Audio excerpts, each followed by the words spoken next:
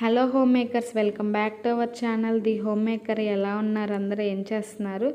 ఈరోజు వీడియో వచ్చేసి ఒక కొత్త రకమైన వెజిటేబుల్ ఇంట్రడ్యూస్ చేస్తానండి. దాని పేరు చౌచౌ. అది మన సైడ్ దొరకదు, చెన్నైలో ఉంది. నేను ఈ మధ్య దాన్ని వాడుతున్నాను, అంతకుముందు ఎప్పుడు తెలియదు నాకు. సో ఇదేనండి చౌచౌ. దీన్ని బెంగళూరు మురంగకాయ అని కూడా అంటారంట.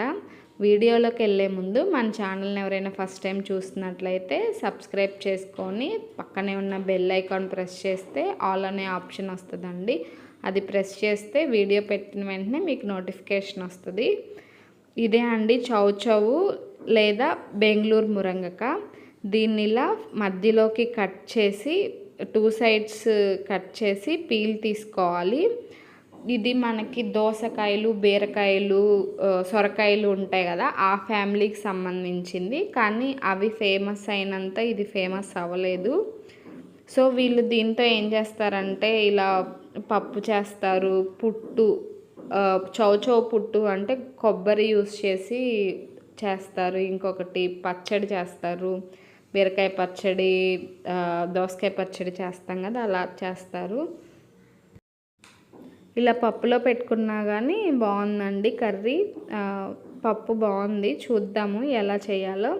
సో దీన్ని 2 సైడ్స్ కట్ చేసుకొని పీల్ తీసుకొని మధ్యలో ఇత్తనంలా ఉంటుంది, అది తీసేయాలండి. అలా తీసేసి ముక్కలు కట్ చేసుకొని బాగా వాష్ చేసుకొని పెట్టుకోండి.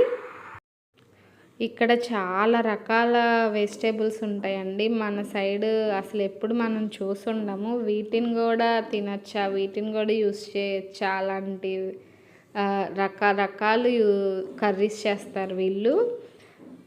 సో దీన్ని ఇలా ముక్కలుగా కట్ చేసుకోవాలి. కట్ చేసుకొని బాగా 2-3 సార్లు వాష్ చేసుకోండి. చౌచౌ వాటరీ వెజిటేబుల్ అండి. దీంట్లో వాటర్ కంటెంట్ ఎక్కువ ఉంటుంది, అందుకని మనం దీన్ని వెయిట్ లాస్ డైట్ ప్లాన్లో ఇంక్లూడ్ చేసుకోవచ్చు. దీనికోసం నేను 1/2 కప్పు పెసరపప్పు తీసుకున్నాను. 1/2 కప్పు పెసరపప్పుకి 1/4 కప్పు కందిపప్పు, అంతకంటే తక్కువైనా తీసుకోవచ్చు. వీటిని ఒక కుక్కర్లో తీసుకొని 3-4 టైమ్స్ బాగా వాష్ చేశానండి. వాష్ చేసిన తర్వాత 2 కప్పులు వాటర్ పోసుకోవాలి. దీని తర్వాత మనం ఇందాక చౌచౌ ముక్కలు కట్ చేసి పెట్టుకున్నాం కదా, వాటిని ఈ పప్పులో వేయాలి. తర్వాత ఒక ఆనియన్, ఒక టమాటా కట్ చేసి వేసుకుందాము. 2 పచ్చిమిరపకాయలు కట్ చేసి వేసుకోవాలి. తర్వాత ఒక చిన్న బౌల్లో చిన్న నిమ్మకాయ సైజ్ అంత చింతపండు కొంచెం వాటర్ పోసుకొని నానబెట్టుకొని పక్కన పెట్టండి. అది క్లిప్పింగ్ మిస్ అయింది. సో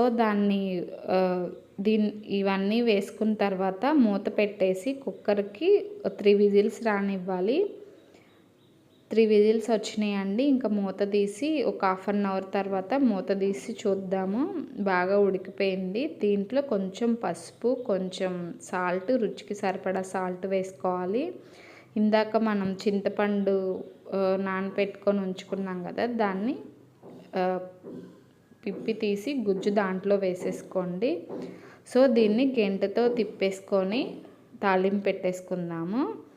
దీని తాలింపు కోసం స్టవ్ మీద చిన్న కడాయి పెట్టుకొని దాంట్లో ఆయిల్ వేసుకొని, కొంచెం ఆయిల్ వేసుకొని 4 చిన్నులపాయ రెబ్బలు వేసుకోవాలండి. దీంట్లో కొంచెం ఆయిల్ వేసుకున్న తర్వాత జీలకర్ర, ఆవాలు, 2 ఎండుమిర్చి, 4 చిన్నులపాయ రెబ్బలు కొట్టి వేసుకోండి. ఈ తాలింపు అంతా పప్పులో మిక్స్ చేసి ఒక 5 to 10 మినిట్స్ బాగా బబుల్స్ వచ్చే వరకు పప్పుని ఉడికించాలి. తాలింపులో కొంచెం ఇంగు వేసుకోండి. ఇంగువ ఫ్లేవర్ చాలా బాగుంటుంది పప్పులో. ఏ పప్పు చేసినా కానీ ఇంగువ ఫ్లేవర్ చాలా బాగుంటుందండి. ఈ తాలింపు వేశాక మళ్ళీ కుక్కర్ని కొంచెం సేపు ఒక 5 to 10 మినిట్స్ స్టవ్ మీద పెట్టి పప్పు బాగా బబుల్స్ వచ్చే వరకు ఉడకనివ్వాలి. అంతే అండి, మన చౌచౌ పప్పు రెడీ అయిపోయింది. దీన్ని మనం డిష్ అవుట్ చేసుకొని అన్నంలో సైడ్ డిష్గా పికిల్స్ కానీ డైరెక్ట్గా అయినా తినచ్చు, ఏదైనా ఫ్రై అయినా నంచుకోవచ్చు. సో మీకు ఈ వీడియో నచ్చినట్లయితే లైక్ చేసి షేర్ చేసి సబ్స్క్రైబ్ చేసుకోండి. Thanks for watching.